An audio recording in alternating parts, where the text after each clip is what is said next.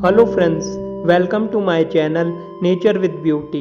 आज की वीडियो में हम आपको बताने जा रहे हैं माँ वैष्णो देवी की यात्रा के बारे में। चलिए वीडियो को करते हैं शुरू। माँ वैष्णो देवी के मंदिर में हर साल लाखों श्रद्धालु दर्शन करने के लिए आते हैं। यह मंदिर जम्मू और कश्मीर के कटरा नामक जगह पर करीब 5200 फीट की ऊंचाई पर स्थित है।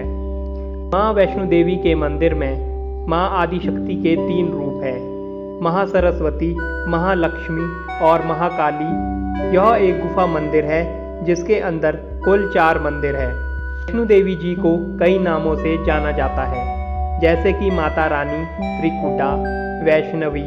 यह सभी माता आदिशक्ति के अभिव्यक्ति है। भारत में माता आमतौर पर माताओं के लिए पुकारा जाता है, इसलिए इसको वैष्णो देवी के नाम से भी जोड़ा गया। वैष्णो देवी का मंदिर एक हिंदू मंदिर है और यह कटरा में त्रिकुटा पहाड़ी पर स्थित है, जो कि भारत के जम्मू और कश्मीर राज्य में आता है। माँ वैष्णो देवी का मंदिर कटरा से लगभग 13 से 14 किलोमीटर दूर है और यहाँ पहुँचने के लिए कई साधन हैं, जैसे कि इलेक्ट्रिक कार, पालकी जिसे 4 लोग उठाते हैं और हेलीकॉप्टर की सर्विस भी उपलब्ध है, जो कि कटरा से संजी छत तक के लिए मिल सकती है। संजी छत कटरा से सिर्फ 9.5 किलोमीटर की दूरी पर स्थित है। प्राचीन मान्यता के अनुसार माता वैष्णो देवी ने अपने परम भक्त श्रीधर की भक्ति से प्रसन्न होकर उनकी मदद करी थी, ताकि वह भिक्षुक और भक्तों के लिए भंडारे का आयोजन कर सके। माता वैष्णो देवी उसके भंडारे में बालिका के रूप में पहुंची और वहां भक्तों में शामिल हुए एक राक्षस भैरवनाथ का वध करने के लिए उसे त्रिकुटा पहाड़ी पर ले गई। भैरवनाथ का वध हुआ तो उसका सर वहां से 2.5 किलोमीटर दूर जाकर गिरा, जिसे भैरव घाटी के नाम से जाना जाता है। भैरवनाथ ने मरने से पहले माता से माफ़ी मांगी तो माता ने उससे कहा कि तुम्हें मोक्ष तभी मिलेगा जब मेरे दर्शन करने के बाद भक्त तुम्हारे मंदिर दर्शन करने के लिए आएंगे। बाद में श्रीधर को माता वैष्णो देवी ने अपने दर्शन त्रिकुटा पर्वत की गुफा में दिए थे। एक दूसरी मान्यता के अनुसार माता वैष्णो देवी ने भारत के दक्षिण में रत्नाकर सागर के यहाँ जन्म लिया था। उनका नाम त्रिकुटा रखा गया। माता वैष्णो देवी ने अपने पिता से समुद्र के किनारे तपस्या करने की इच्छा जाहिर की और तपस्या में भगवान शिव से प्रार्थना की। सीता माता की खोज कर रहे श्री राम को बालिका के रूप में माता वैष्णो देवी जी मिली। माता ने श्री राम को बताया कि उन्होंने राम को अपने पति के रूप में स्वीकार कर लिया है, लेकिन श्री राम ने कहा कि वह सीता को वचन दे चुके हैं कि इस जन्म में वह सीता के अलावा किसी से विवाह नहीं करेंगे, इसलिए वे कलयुग में कल्कि के रूप में प्रकट होंगे और वैष्णो देवी से विवाह करेंगे। श्री राम ने ही माता वैष्णो देवी से उत्तर में जाकर ध्यान में लीन होने के लिए कहा और माता वैष्णो देवी ने रावण पर राम की विजय प्राप्त होने पर नवरात्रे मनाने का निर्णय किया। श्री राम ने वचन दिया कि सारे संसार में माँ वैष्णो देवी जी की पूजा की जाएगी।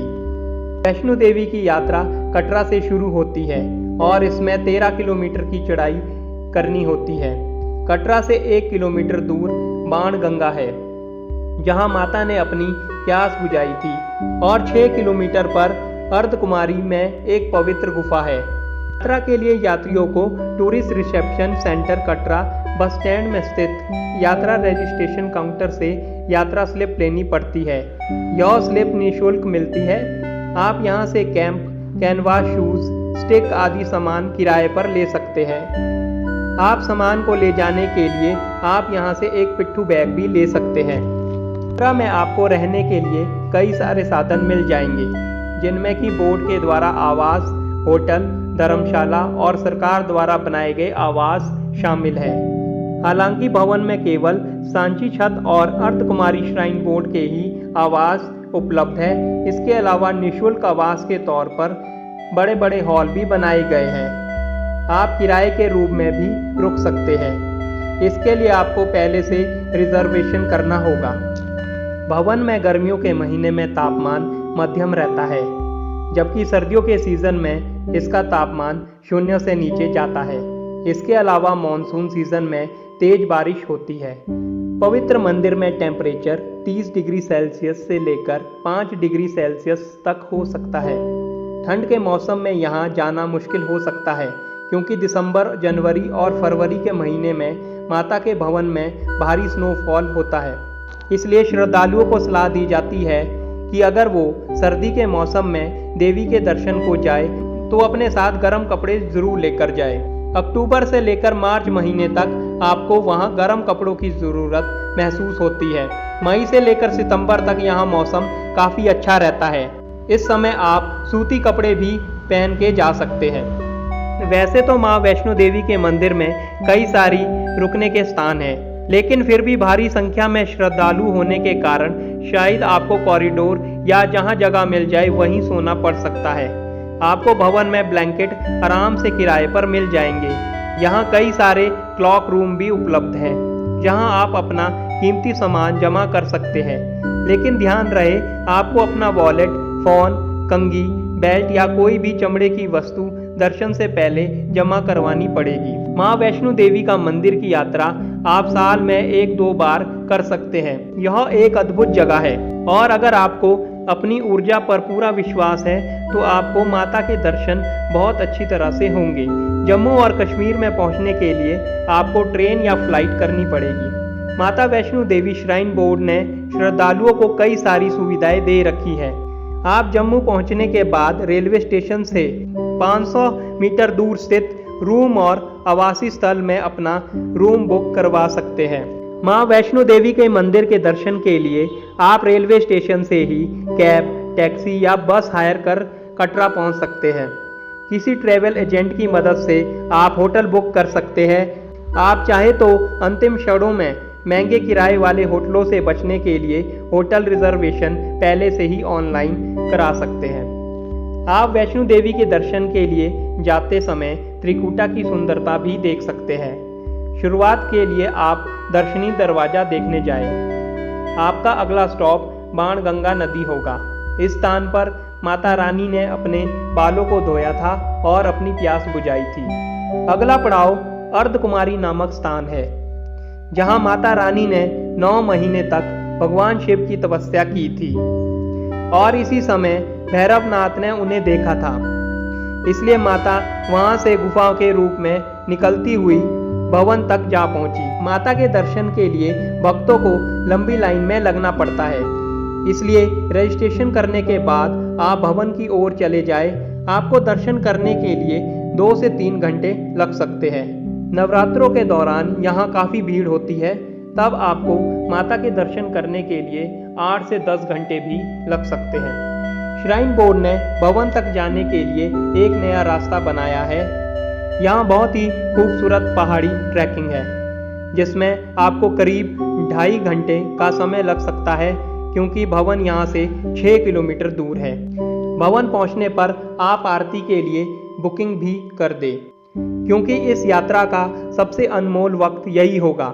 जब आरती होगी आप इतनी सारी सकारात्मक ऊर्जा से भर जाएंगे, क्योंकि आपको लगेगा कि आप अब स्वर्ग में हैं। आरती के बाद आप भैरव घाटी भी जा सकते हैं, जो कि एक स्टीप घाटी है, जिसे चढ़ने में आपको कठिनाई हो सकती है।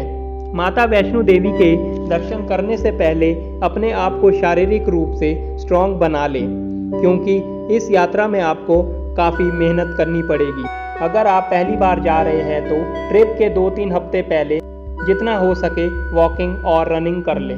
माता वैष्णो देवी के दर्शन से पहले आप गर्म कपड़ों की खरीदारी भी कर लें। ट्रेन की टिकट और होटल बुकिंग अगर आप पहले से ही करेंगे तो आपको काफ़ी सुविधा होगी। श्राइन बोर्ड के भोजनालयों का खाना काफ़ी ताज़ा और काफ़ी सस्ता होता है। माता वैष्णो देवी के दर्शन को आए इतने सारे तीर्थयात्री के कारण वहां लॉकर फैसिलिटी उपलब्ध करवाई गई है, लेकिन हो सकता है कि कभी कभार सबके लिए यह उपलब्ध ना हो। माँ वैष्णो देवी के मंदिर जाने के लिए बने ट्रैक पर आपको कई सारी डिस्पेंसरी और केमिस्ट की शॉप मिल पाएगी।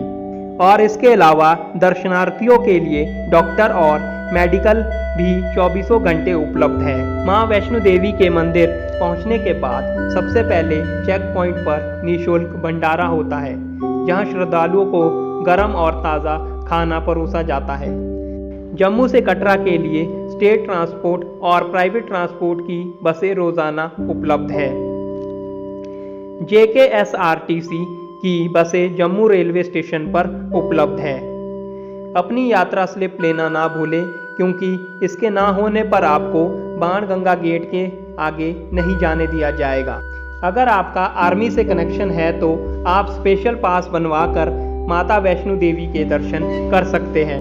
इससे आप आम आदमी लाइन से निकलकर बहुत ही जल्दी माता के दर्शन कर पाएंगे। यहाँ धोखेबाज लोगों से सावधान रहें। अगर कोई आपसे कहता है कि मेरा वॉलेट खो गया है, मुझे कुछ पैसे दे दीजिए, तो आप ऐसे लोगों पर ध्यान ना दें। और आपका कोई पीछा करे या आपका कोई पीछा ना छोड़े तो आप उसे पुलिस स्टेशन का रास्ता दिखा दें। माता के भवन में प्रसाद की सुविधा भी उपलब्ध है। तो फ्रेंड्स, ये थे माता वैष्णो देवी जी की यात्रा के कुछ रोचक तथ्यों। इसी के साथ वीडियो को करते हैं समाप्त। तब तक take care, see you guys again.